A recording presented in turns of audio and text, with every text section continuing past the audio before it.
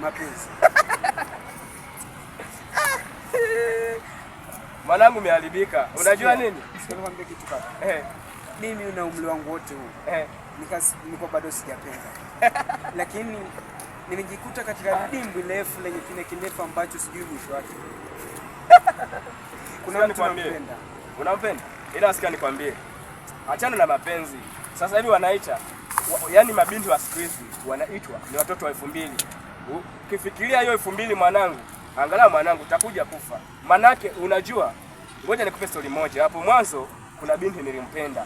Kweli nikampenda kwa dhati. Ila sasa kumbe yeye alikuwa anapita na watu, mimi sikujua. Na nilikuwa nimezama kwake. Hicho nikuta ndugu yangu, mimi ndo najua mwenyewe. Ila lakini sasa nilipokaa nikafikiria nikaona huu ni upuuzi mwanangu. Mapenzi sio lazima. Make naishi kwa sasa sina hata mpenzi. Niko single sana. Ila na enjoy sana tena. Huwezi kunikuta niko na mawazo ya mapenzi. Sasa hivi nawaza nini? Nawaza maisha mwanangu. Waza maisha. Sawa kaka, nimekuelewa lakini jua kwamba nawaza maisha sawa. Natafuta pesa kwa bidii. Lakini pia kuna vitu ambavyo vinanichanganya. Cha kwanza, nyumbani wakaniambia nitafute mwanamke nioe. Sawa. Nikaogomea. Imepita miaka 3 wananiambia kwamba nitafute mwanamke wa kuoa. Nawaambia nilipoanza najichanga najitafuta. Nimejitafuta akasema angalau nilipofikia naweza kutafuta mwanamke wa kuoa. Nikawa katika mawazo ya kutafuta mwanamke wa kuoa. Siku moja, leo ni siku ya 5 tu. Kuna binti nimewahi kukutana naye njiani, sio mara moja, kila siku nakutana naye. Kila nikitaka kumtamkia neno kwamba nakupenda na shida. Sikia nikwambie. Inanipa stress sana, yani mawazo kichwani ni mengi, sidhani nitafanya nini. Ila nikwambie kwa vile unasema unatarajia kuoa, ningekushauri kitu kimoja. Hebu kwanza fanya kama kumtest, yani mcheki kwanza. Pita njia zake zote umchunguze. Unaweza kumwambia leo nakupenda, akaficha makucha yake. Mwisho wa siku atakutesa, utabaki unalia sana. Mimi nakwambia, alificha makucha yake.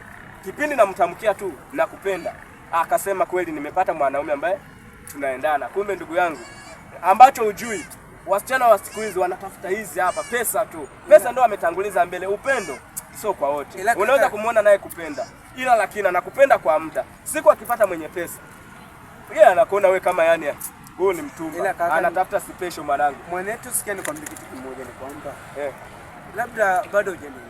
Sio kwamba nishawahi kumtamkia nini. Si ndio maana nakwambia natamani kumwambia ila naogopa. Usije sababu ngoja ni mzuri, ni mrembo, ana kila sifa ya kupenda. Yote hayo nafahamu kwa ni mrembo. Ila sasa chunga kitu kimoja mwanangu. Mapenzi kwa sasa sio deal mwanangu. Hebu pambana kwanza kutafuta maisha mwanangu. Mbona unataka kufanya hivyo mwanangu? Acha kujipotezea bahati. Bahati hizi ambazo unakaa hivyo unawaza mawazo mengi, unapoteza bahati nyingi sana. Ungeenda ukapambana. Hapa ni mjini mwanangu. Unapokaa kizembe hivi mwanangu, nafikiri utaishije mwanetu? Sasa nimekuelewa. Na unatoka mjini unakuja kwa huku kichakani. Unajua huku vibaka wengi mwanangu. Utapitiwa mwanangu. Unajua inanifanya tu nifanye hivyo kwa sababu